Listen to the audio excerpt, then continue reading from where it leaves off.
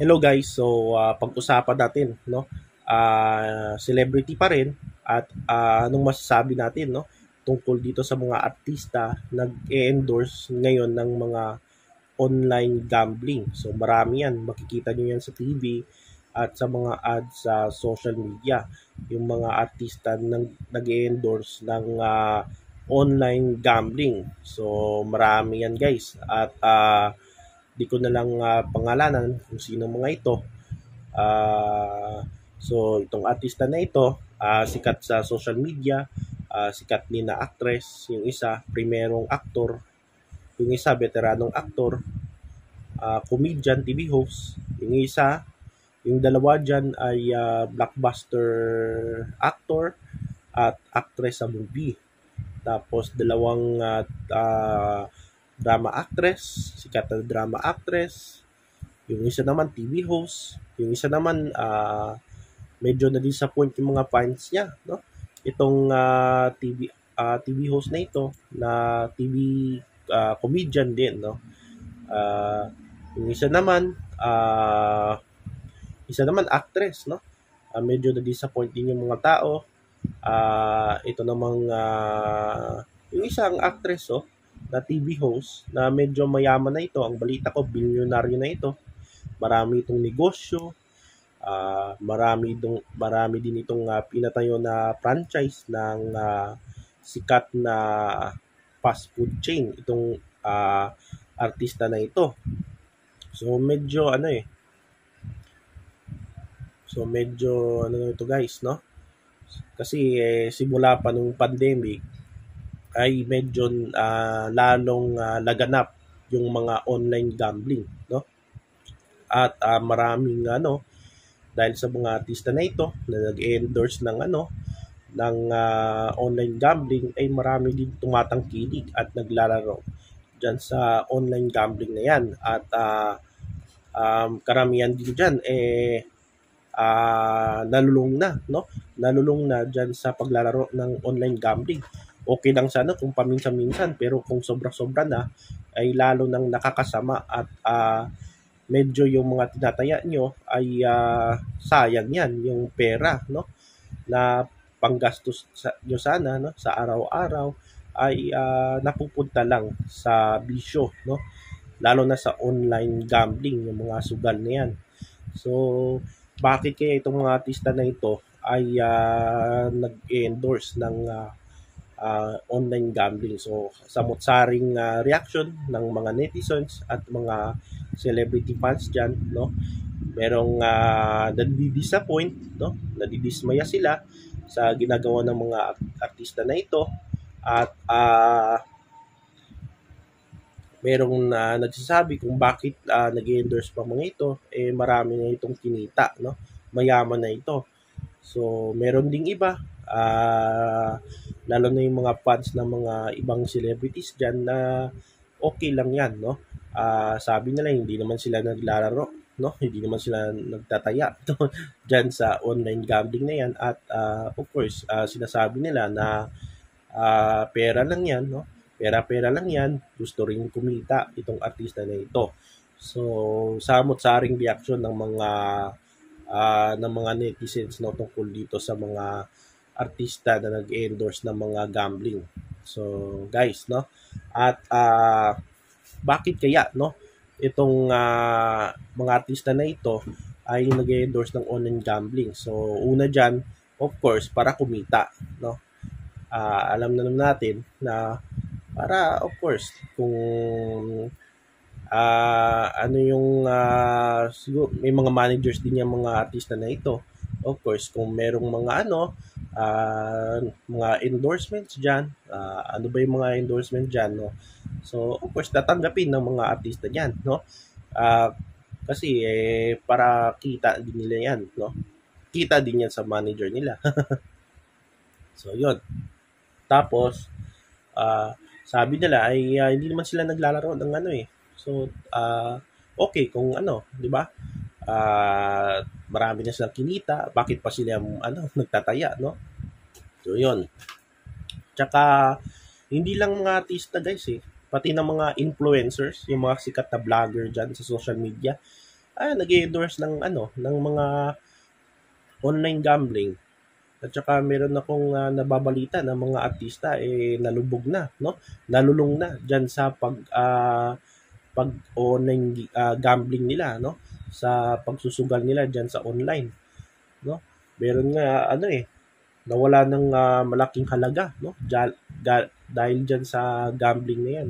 So medyo parang masama, no? Talagang masama. At reaction ko, sa totoo lang, medyo nadidisappoint ako sa mga ibang artista. Kasi sabi natin na bakit pa sila nag-endorse ng ganyan, marami naman silang no? Milyonaryo na sila, bilyonaryo na sila.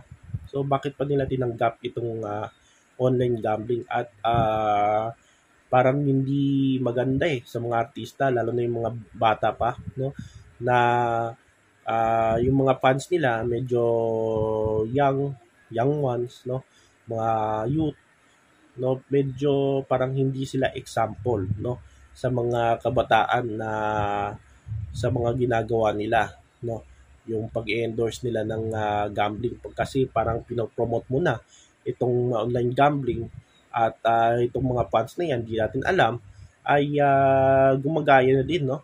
Naglalaro na rin ng ganyan. Tapos, kung sumusobra na, ay lalulong na dyan sa lalaro ng ganyan. So, para din yung drugs din yan or iba pang mga substance or iba pang mga bisyo dyan. So, nakaka-addict din yan itong sugal. So, yun. So, parang hindi example yan sa mga fans nila. So, kung anong masasabi ko dito sa mga artista na ito, ay sana makinig sila, no, sa mga fans nila, lalo na sa mga kabataan nilang mga fans, no? Kasi, hindi example yan, yung online gambling, no? Hindi example yan. At saka, pati nga sa sports, sa PBA, no? Meron na ring advertisement, no? Meron ding sponsorship ng mga online gambling at nakakalungkot pati na yung mga atleta, no, meron pa nga naging gold medal sa Olympics. Medyo hindi maganda lalo na sa mga atleta yung mga ganyan kasi para maiwasan mo yung mga nagbe-bet diyan ng mga basketball player nagbebenta ng laro, kailangan dapat sa PBA dapat hindi na nila tinatanggap yung mga ganyan, no, yung mga online gambling dapat ipagbawal na rin ito sa mga atleta na nag-endorse ng online gambling. So merong batas si Gatchalian ba yon sa Senado na parang ipagbabawal na yung mga celebrities, yung mga influencers, siguro kasama na yung mga atleta na mag-endorse ng mga online gambling, no? Marami din 'yan, no, sa online. At saka marami ding may ibang mga senador na susulong ng batas na dapat ipag-ban na yung mga online gambling. So, ano ba yung klaseng ban na 'yan? So, 'yan yung malalaman natin diyan. Ako sa totoo lang, no, dapat niyan dapat i-ban na yung lahat itong online gambling na 'yan. Sinasabi ko nakakasama 'yan, no? Kung sumusobra, talagang nakakasama at nakaka-addict itong online gambling na 'yan. Wala kayong mararating diyan at for me hindi easy money. Yung pera hindi easy money. Yung pera pinaghihirapan 'yan, no? Nagbubuhat tayo ng no? Nagtatrabaho tayo, no? Nagbanat tayo ng buto para magkapera. Pero talagang hindi lahat, guys, no, easy money, no? So, yan yung masasabi natin at talagang nakakasira ito, no? Itong gambling, guys, no, hindi lang nakakasira sa inyo, nakakasira din ng relasyon, no? Sa pamilya nyo, sa kaibigan nyo, sa karelasyon nyo. So, nakakasira itong gambling na yan. Kaya nga itong maraming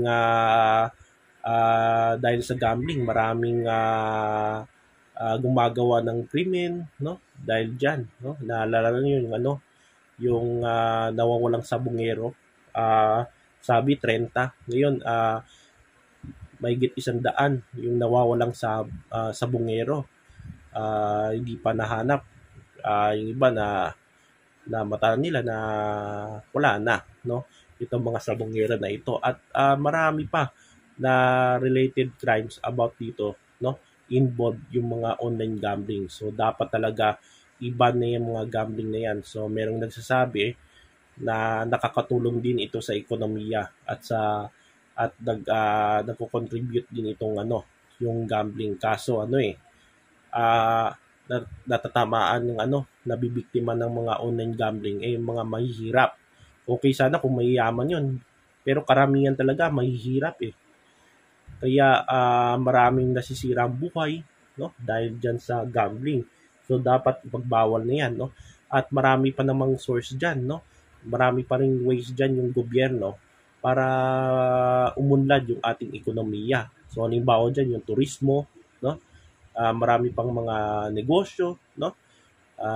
Marami pang ways diyan, no? Dapat hindi dapat iasa lang sa mga sugal-sugal na 'yan. So dapat talaga i-ban na 'yan, no? At 'yun yung masasabi natin dito. So pasensya na yung makating ko. So 'yun guys ang masasabi natin tungkol sa mga celebrity na nag-endorse ng online gambling. So wala tayong mararating diyan, no? So dapat ibag-ban na 'yan, no? At sana ma-realize ng gobyerno, no? At matauhan na yung gobyerno, no? Di dapat iasa lang diyan sa mga sugal-sugal na 'yan, no? Dapat din yun siguro. So yan guys, reaction natin tungkol dito. Meron pa tayong video, no, sa basketball. So yan guys, maraming salamat.